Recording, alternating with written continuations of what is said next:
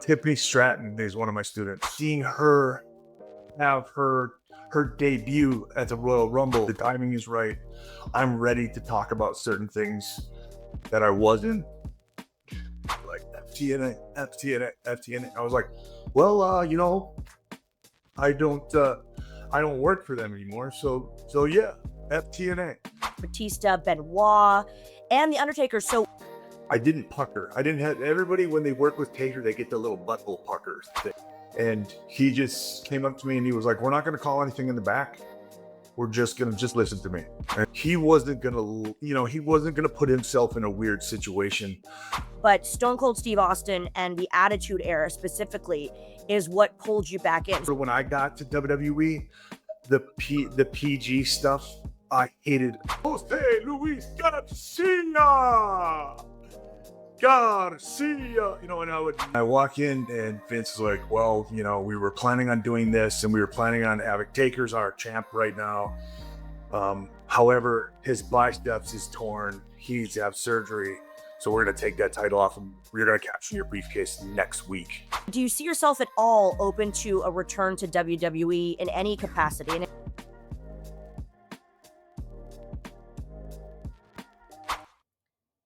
Hey everyone, welcome to another edition of Velvet Ropes with SoCal Val, presented by Wrestling News Co. I am so excited for our next guest because this is a personal favorite of mine, a personal friend of mine, and an absolute legend, Ken Anderson. How the heck are you?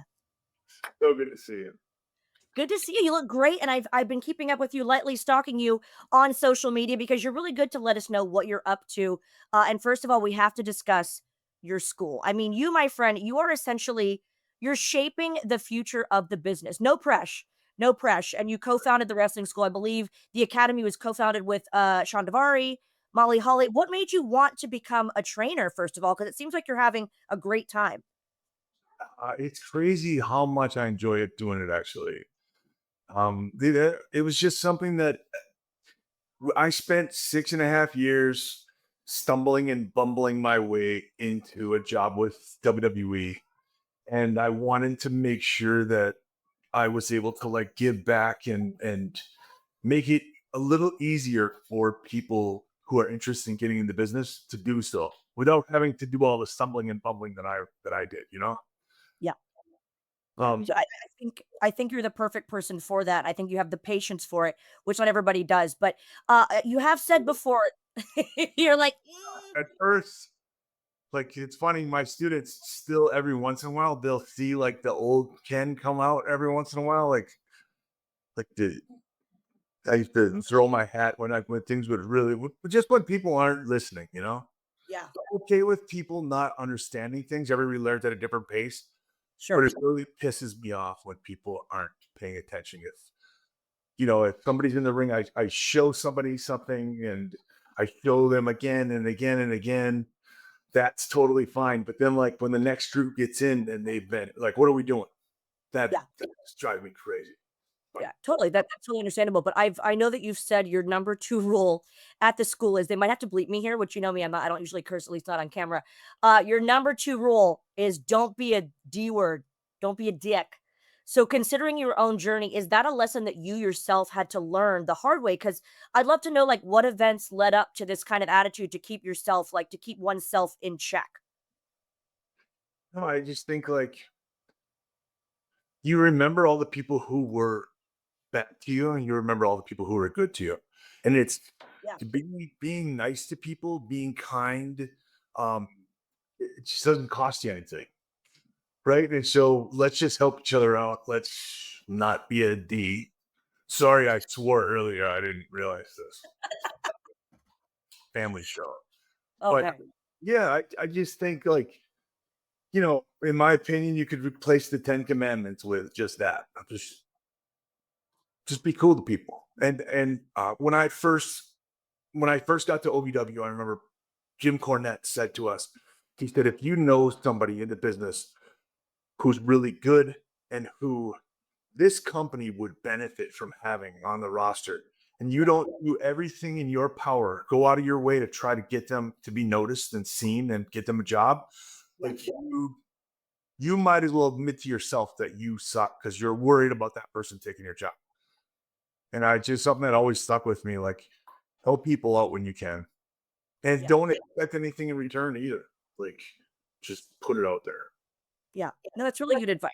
But tell us about the status of the academy right now and today, like what's the biggest piece of advice that you give to your students? I'm sure you have your eye on some of them that are, you really think that are gonna make it, but there's different aspects of, the business. It could be, I'm sure, it's wrestling, refereeing, different things. But what advice overall would you give to your students or somebody watching that potentially may want to be a student of yours in the future?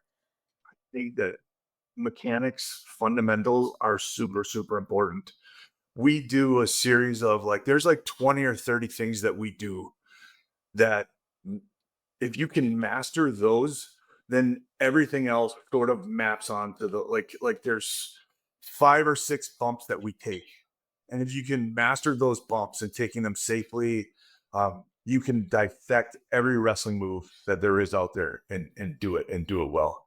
And I think just never stop learning and never stop trying to get better. I have Darius Martin, who was our first graduate, who is he's been on TV with AEW now for has to be there for 3 or 4 years already.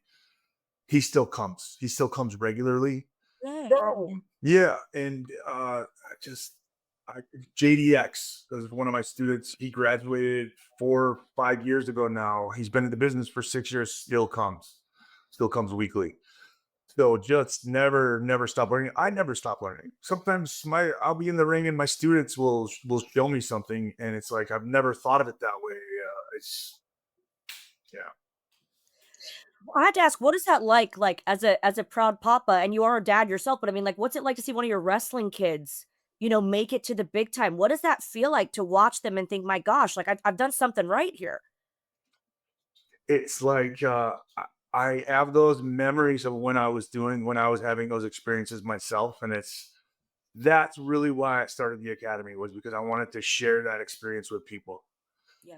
and to see it occur is like it's been it's vindication kind of. It's like I what I set out to do, I sort of accomplished. Yeah. Oh. And it's always fun, whether it's Tiffany Stratton is one of my students. There you go.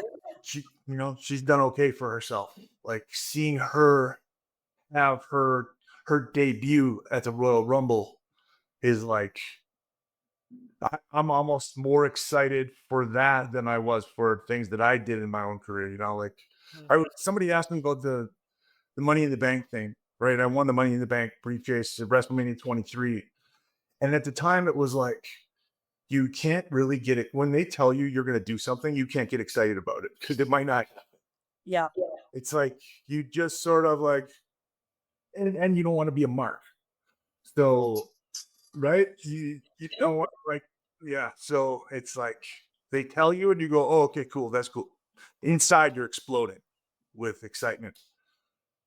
Um, yeah. So I forget where I was going with that. Too many cheer shots. No, yeah, just that you were excited to see, like, you've felt that before, but to see it for in the Yeah. eyes of your wrestling kids, it's very, very cool. But well, here's the deal, Ken. You're shaping the youth of wrestling, and that's fantastic. But I got to break it to you, friend. You're too charismatic to stay behind the camera, and I think that's why we're also thrilled that you have this new podcast, Mic Check.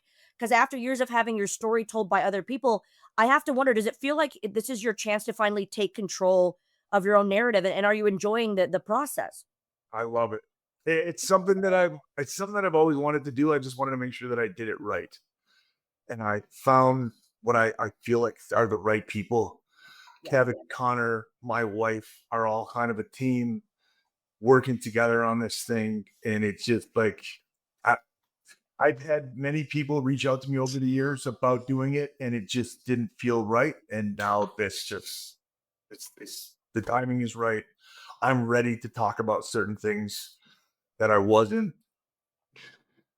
Yeah. I It's love no that.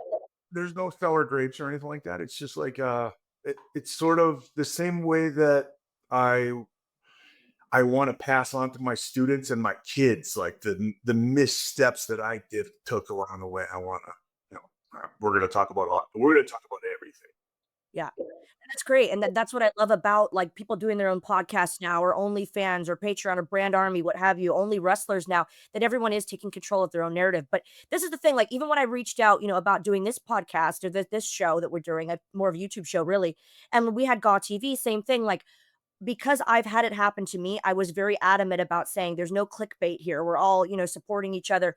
But is that something that you've dealt with as well? Because I have on the small scale of myself, having, one thing I said twisted and turned into some weird headline that looked negative. But that makes you very reticent to do podcasts. And then you having your own podcast, I have to wonder, is that something that you worry about? Because it's probably happened to you before, probably more than once. It has happened. Like, if I could, one example of that, I did a show for ICW over in Scotland, Huh? and they told me like you can say whatever you want. Literally the first time I think I'd ever been handed a microphone and said you can say whatever you want, swear, curse, say. That's And so they, Scottish, by the way. I love that. I loved it. I was like, oh, this is fantastic, and I was match one. And they were like, they hate TNA here. They hate TNA. So I was like, okay, here we go. We're gonna have some fun.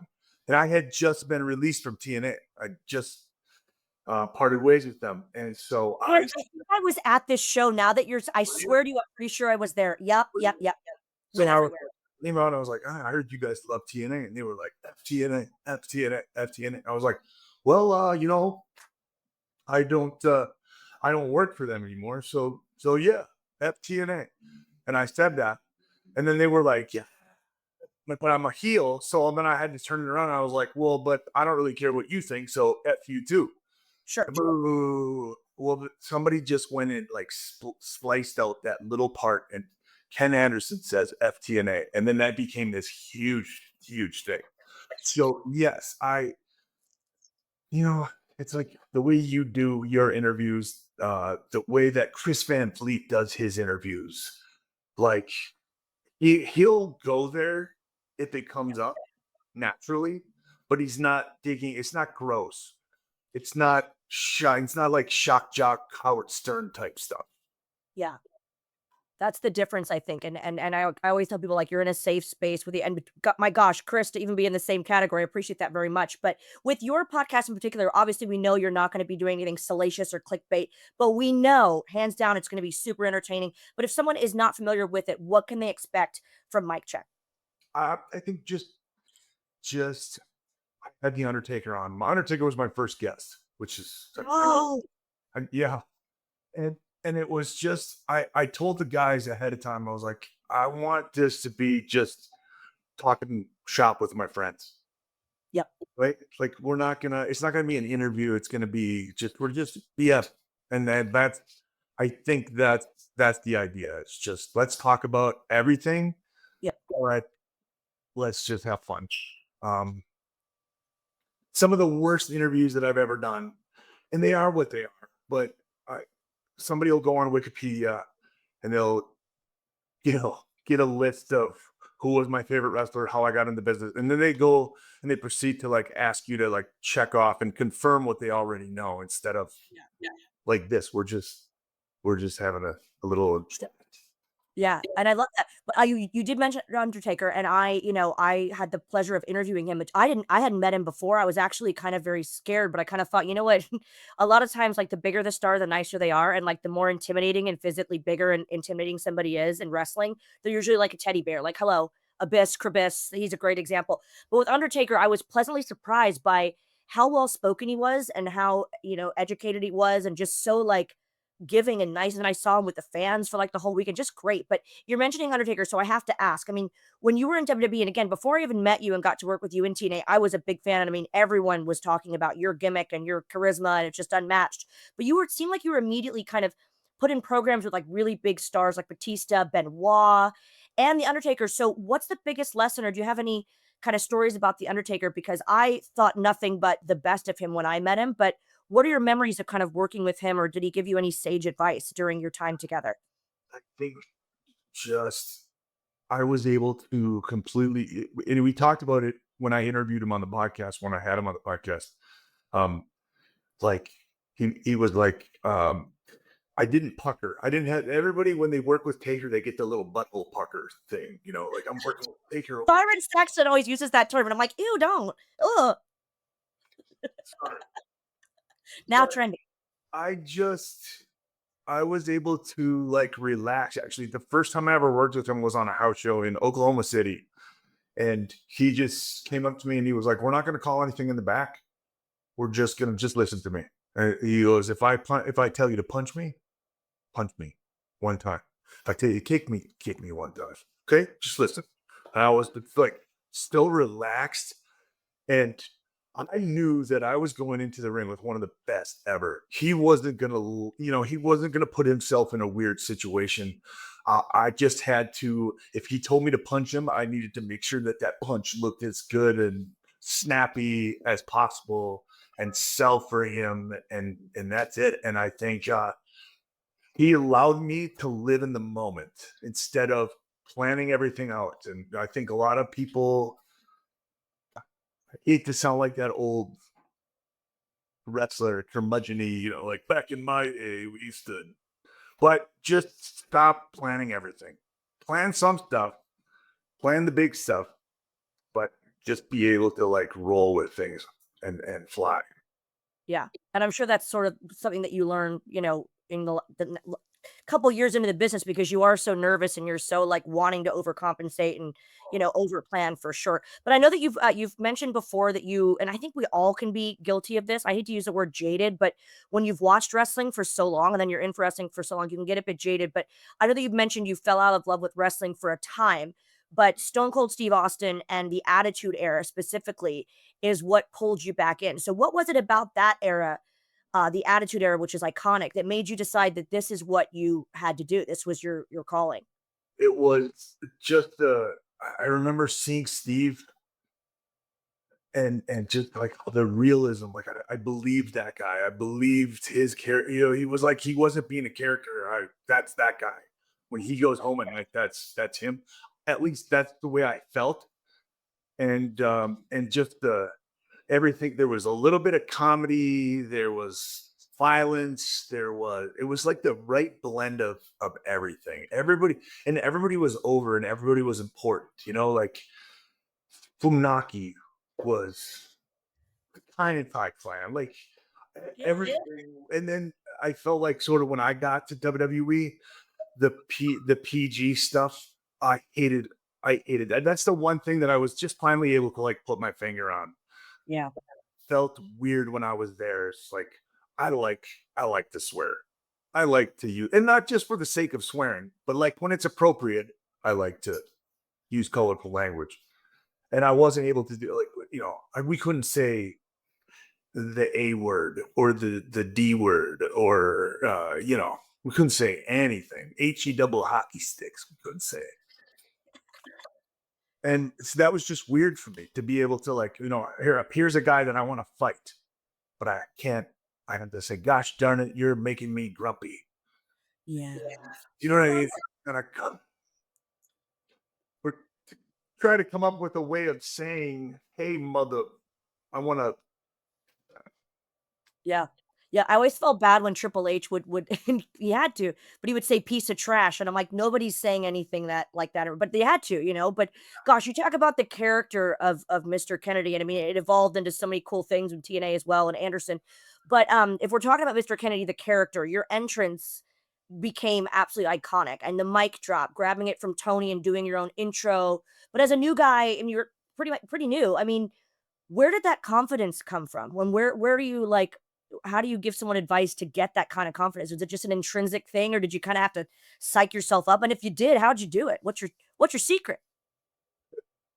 I think just practice. Really, I practiced a lot, and I failed a lot, and I was able to like when I failed, get back on the horse and just keep doing it and keep doing it until it becomes second nature.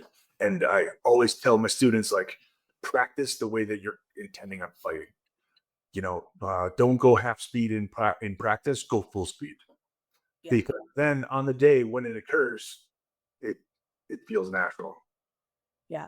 See, I'm just using your free time to get free advice. Like I'm in the academy right now, just having a master class of confidence and promos and things like that. But Kennedy is famously Vince McMahon's middle name, and I have to wonder, like, how much of that Mr. Kennedy persona was you versus a performance? Because as you mentioned, like what you loved about Austin was that it was him kind of turned up a notch. But I also read, by the way, that you announced high school basketball games and you repeat the player's last name Mhm. like the gimmick Kennedy, Anderson. Is that true? Yeah, that's where I started doing it. Yeah, Ah, I don't like I never watched old boxing or anything like that. And I started doing the announcer gig, and I really, really tried to ham it up. I tried to be let's get ready. What's that guy's name? the Michael Buffer. Buffers, Michael and yeah, Bruce. I wanted to be Michael Buffer, so I tried to do that or tried to emulate it as best I could. And then somewhere along the way, somebody said you should do like and then they explained it to me doing the last name twice. And so I started doing it, and I would do it for our guys. So like, we were playing the Chilton Tigers, and I would say at center, 6'1", Bob Evans, and center for the Two Rivers Raiders, 6'2", Jose Luis Garcia, and I would like Yeah. amp it up for our guys, and it was like the fans, even the fans from the other school would come over and say, you know, hey, we love your announcing, keep doing that. And then I got out of high school and I completely forgot about announcing. Just it wasn't even something on my radar, nothing I thought about. I got into wrestling, went down to OVW. Paul Heyman one night said, hey, tonight you're gonna go out and cut. It was Dean Hill. You know Dean Hill? He was the announcer for OVW. He says you're gonna go out there, cut him off, cuss him out, and then dress him down, and then you cut your own promo and make it big. And so like I had this sort of thing planned out in my head, and then when I got in the ring in the moment, I just remembered the last name twice thing and I hit it. When I came back through the curtain, when the boys, we're usually the most jaded. Sorry to use that term, but looking, we've seen everything. So but when you see something that works, that clicks, you're like that. And that's the way it was when I came back through the curtain. Everybody was like, keep doing that. And so I just started it. And 5 weeks later, Tommy Dreamer called me and said, hey, they want to see you at TV this week and they want you to do your gimmick. Then away to the races. There you go. And leave it to Heyman to have that foresight that he knew it would work. But I mean, if you think about it on paper, it's quite simple, but your delivery of it is something that's very original to you and only you can do. But being on the announcing side of things and the presenting and ring announcing commentary, I have to wonder because you're so good at talking and you're so well spoken and animated, is announcing or especially commentary, would that be something that you would see yourself doing more of? Because I personally, as your friend, but as a fan, I can see that being really great. I know like Wade Barrett has that kind of great voice like you do, and you guys are just so well versed in the business. Could you see yourself doing more voice related work in wrestling? Voice related stuff, yes. On the fly announcing or on the fly like color commentary doesn't seem like something that I would be great at. I totally respectfully disagree. Yeah, I have a Well, hard time, like, I don't know, like I'm having an okay conversation with you, but sometimes I feel like my brain just doesn't process information that quickly.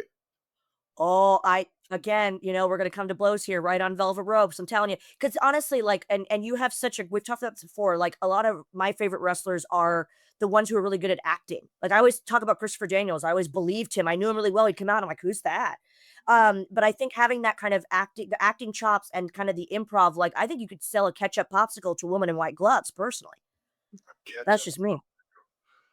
Yeah. I'd try it. I would You try could it. try honestly, I would love if you guys love to see it, please comment below and let us know if you'd like to see it, but honestly, I think that would be a really cool thing, but as we talk about your WWE career, I wanna move on to your TNA career because, again, for all of us, seeing you come in was so cool, but there had to be some changes made, as switched companies. What was that transition like for you? It didn't feel like much of a transition other than the pay was way different and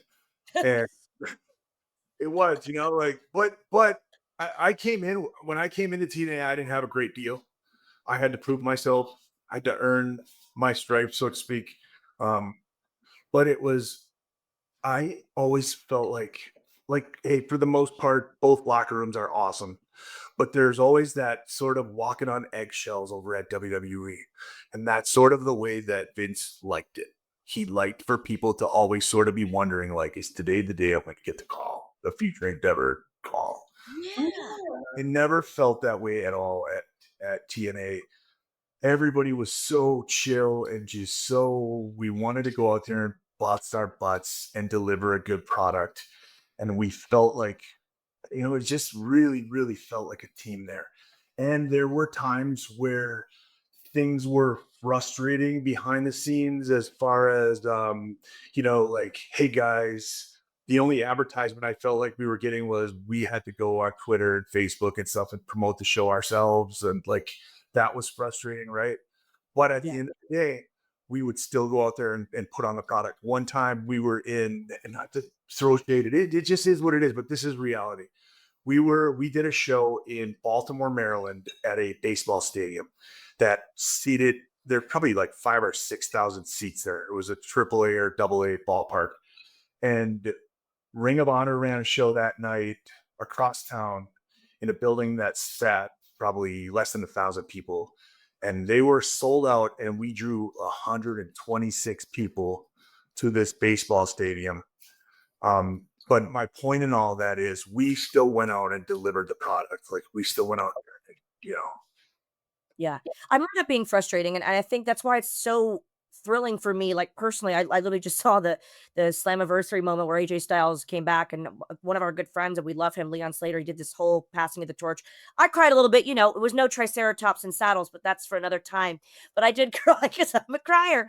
But, I love to see TNA thriving, but I remember those times on untelevised live events, house shows, where you guys would get to the building, especially for the wrestlers. I'm ring announcing and doing some office stuff, but like for the wrestlers to show up and you guys would go to the gym and they'd go, "Oh, there's wrestling in town," and it's like they didn't know, and that I remember being very frustrated with, and I would try to make jokes. I remember in particular Bobby Roode would not find this funny, but I was like, "Hey, both of the fans out there are going to have a good time," because it was not the best attendance. But as you said, you went out there and you guys all treated it like WrestleMania. But does that ever get to your psyche that the audience is either not there attendance wise, or maybe they're just not into the match, or maybe they're tired? Like, what does that feel like as a wrestler? I certainly wouldn't know, but as you're trying to do what you do, does that kind of mess with your psyche? Oh, totally. Because it's like, what am I doing? Why am I not, I'm not a draw. Like, what am I doing wrong that I'm not drawing people in? And I'm sure other people feel the same way. It's like and I'm doing whatever I can in that moment to try to become a better performer and take care of my body and do all this other stuff. So yeah, it is very, very it's a tough pill to swallow. And I used to it's funny you say what was your look at the two fans or something like that? I remember distinctly Bobby was looking outside of the curtain and he was like, kind of like rolled his eyes, like, man, this is awful. And I was like, hey, both of the fans are going to have a great time tonight as a joke, but it didn't go over well. I would always say, look at all the fans. Look at all the fans. See, maybe the humor isn't the same with everyone else, but like you got to keep it light. Like you said, you're putting the work in. You might as well go out there and treat it like it's a big crowd, and you know, it I goes my still tell I still tell people that this is the conversation I had with you a long time ago, where you were like, we have to edit ourselves for the sibs. I don't know if you remember this. sieves. Sib. Civilians, that is I can't take credit for that. That is and we have to have him on the Velvet Ropes. That is a Jinder Mahal thing. Oh, And I really? said, "Oh, you're dating this girl?" He goes, "Yeah, I'm dating some civ." And I was like, "Whoa, whoa, what's a civ?" So yeah, civilian meant non-wrestling folk. It's like when you're watching Harry Potter and it's someone without magical powers and they're a squib. Yeah. Yeah, for sure. But you mentioned taking care of your body, and like we're talking about wrestling psyche, not to get you Oprah on you. It's like, how does that make you feel? But we're talking about your WWE career, and I know you sustained, I mean, you sustained many injuries, but your injury, when you with your tricep and your arm was swelling up with the Batista match, I have to wonder, first of all, how did that affect you, and what was sort of the plan for you in WWE if you had not gotten injured? And how do you think it would have, changed your trajectory in your career if that had not happened? So I had the Money in the Bank briefcase, and they had told me I had come out publicly and said, "I'm going to cash it in next year WrestleMania." That was the promo that I cut, and I Yeah. think that was the plan. Plans are always very loose because things change week by week, day by day, Yeah. and all of a sudden I left the building early one day, which is a no. You can't leave the building until the last match. I had Matt Hardy and I were rolling, and we were like, "Let's get out of here." And we left, and all of a sudden I get a call from Michael Hayes. "Where are you at?" "Boss needs to see you in his office." Shit. So we go back, and I go to the office, and as I'm walking in, Batista's walking out. He just came up and gave me a big bear hug. And he walked off. And then I walk in, and Vince is like, "Well, we were planning on doing this, and we were planning on having Taker's our champ right now. However, his biceps is torn. He needs to have surgery. So we're going to take that title off, and we're going to capture your briefcase next week." This was Tuesday because we taped SmackDown on Tuesday. So he's telling me that the following Tuesday, I'm going to cash the briefcase in. And they sort of laid out a scenario where Taker was going to have a match. I think it was going to be a cage match, and he was going to barely eke out a victory. Then somebody was going to come out and put the beating on him a little more, and then I was going to come out and pick the bones and just basically cash the briefcase in as 1, 2, 3 new champ. And Yeah. he was like, "Kid, and I just, and he got any questions? No." And so I went out that night, and I never celebrate. Like I told you earlier, I try not to celebrate that stuff. I try not to get excited about it. For some reason, Mark Carrano and Michael Cole, which are two guys that I didn't, I didn't hang out with them a lot. We were friendly and stuff, but for whatever reason, we went out to the bar that night, and they knew about it. They were like, "Hey, kid, like, congrats, man, you earned it. Like, here we go." And they're ordering shots of tequila and stuff. And quietly, we're toasting, just the three of us, we're toasting this thing that's going to happen next Tuesday. And I didn't feel good about it. And then fast forward the next week, we had some house shows. And we had a house show. We had a double shot in Poughkeepsie. And first match was like it was like an 8-man, 10-man tag, which are super easy. And we were just kind of calling things on the fly. And Batista gave me a tight little, like a little short clothesline.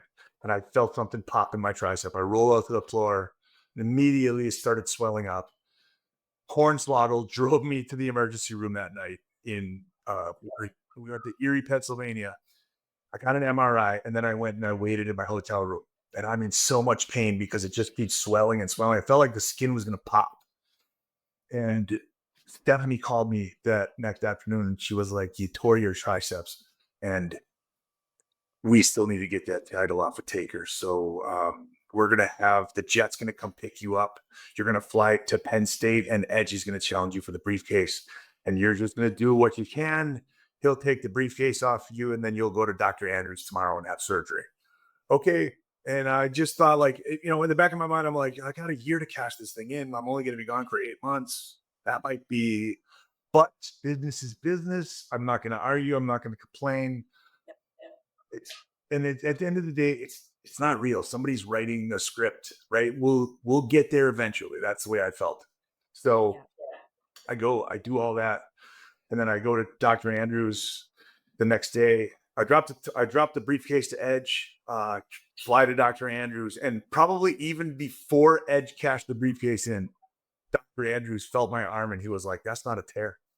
You just that's just a hematoma, like, which is just a large bruise. A bunch of blood vessels pop, and it just happened to open up and cause all that swelling." So I was gone for like a month. So MVP, my good butt MVP always says, like, you were a misdiagnosis away from the World Heavyweight Championship. I mean, but it is what it is. Again, they still needed to get the title off the Taker, and that's what they had decided creatively. I was gone for a month regardless. Yeah, it was 8 months, but I was still gone for a month, so they still would have probably done the same thing. Yeah, but two things I'm hearing with this, and I appreciate you sharing that and your candor with that, because two things I'm hearing is, number one, as you said, this is business and you have to be a company guy, and I think that's I don't think it's rare, but I love to hear and see that because there are some people that take such an ego with them. And it's like, you have to just do what's right for the company or how you contribute. But also, it's funny, the story that I'm hearing now, because I didn't know all the ins and outs of that. So, again, I appreciate you sharing because in the beginning of this interview, you mentioned, getting excited for something or getting disappointed for something, and it can change so quickly. It's such a fickle business that there's really no use in, getting yourself excited or getting yourself super down and depressed because it could change like that, right?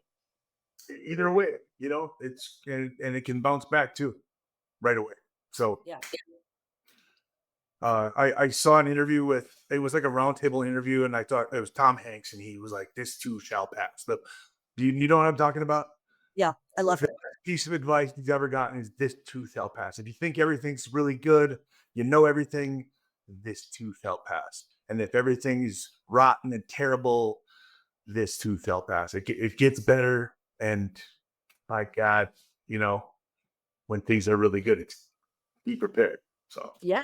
Well, that's great advice, and it's the positive news that we all need. But I know that you've kind of mentioned before that you didn't really see yourself going back to WWE. But I mean, when you look at your entire career that you've had there, and now a lot of people are returning to WWE, whether it's as a wrestler if they prefer it, or if they can still go, or if it's a coach or an agent backstage. I mean, I still cannot believe I see pictures of the guys backstage, and it's Bobby Roode, it's Petey, it's people that I know personally, and then, Jamie Noble, people I were fans of, and, my post Attitude Era when I was a fan, first coming into being a fan. But do you see yourself at all open to a return to WWE in any capacity? And if so, where do you see yourself kind of the most happy? 100%.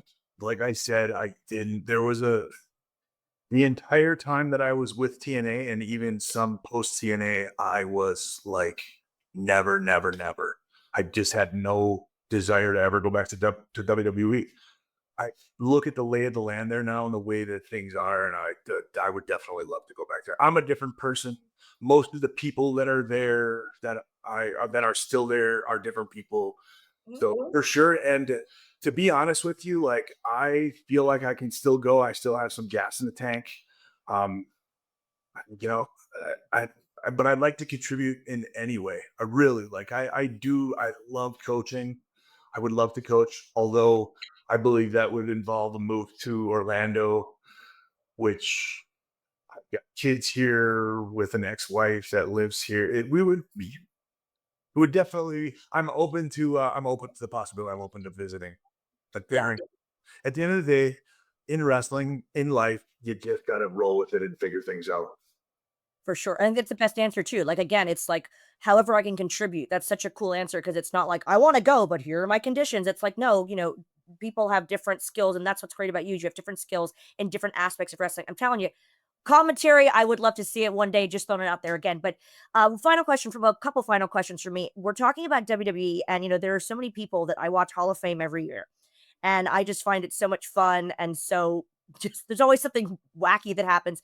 But, I personally have some people that I think, first that comes to mind, Lisa Marie Varon, Victoria, you. There are some people that I just go, come on, it's time, it's time.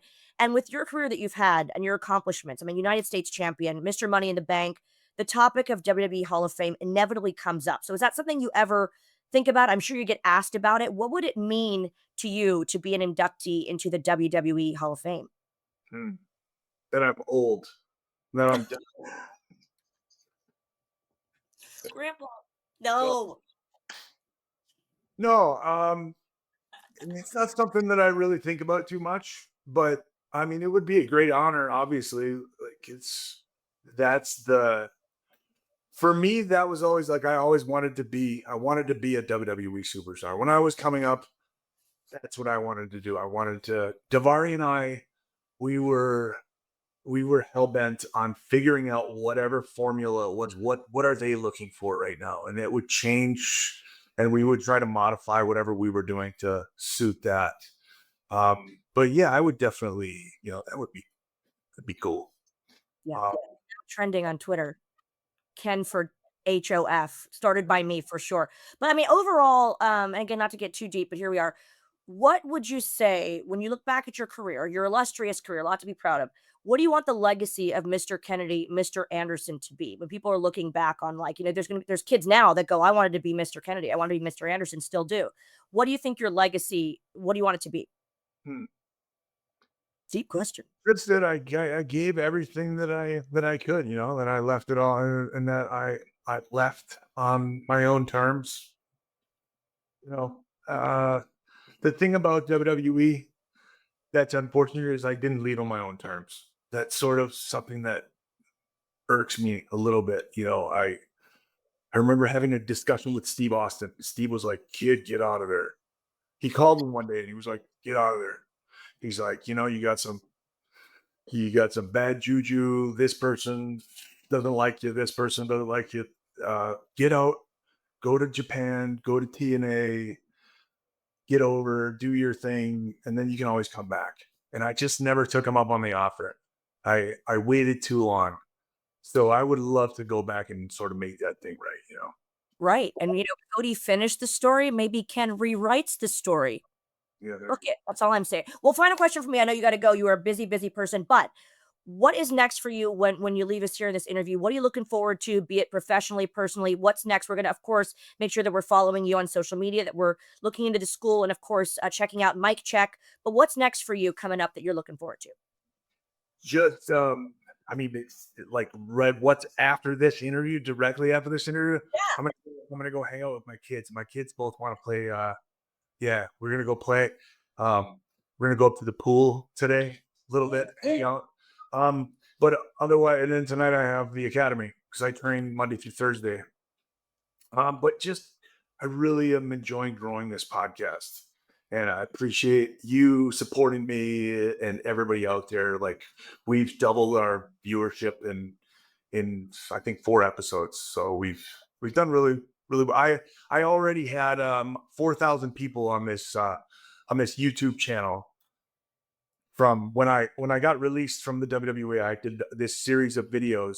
They were just supposed to be like entertaining videos, whatever. And then I just completely left it sitting there, unused, untouched. So we had about 4,000 subscribers, and we're almost up to about 8,000 subscribers now in a little under 4 weeks. So it's obviously that's pennies or like peanuts compared to what some other people are doing. But I really am looking forward to growing this one. Like I said, I think we got a good team, and we got some good stuff, some good interviews on the pipeline, and I would love to have you on at some Oh my point. gosh. I would be honored, but that's so cool that it's your original YouTube that you grew organically and now it's still growing. That's very cool that it's evolving. Yeah. Very cool. We're going to be checking that out for sure. Ken, thank you so much for all you've contributed to the business, for your candor here in this interview. We're wishing you the best. And of course, you make sure that you're following Ken, the Academy, and Mike Check for Velvet Ropes with SoCal Val and Wrestling News Co. We hope you'll come back next time. Ken, thank you so much. Thank you very much. Yay.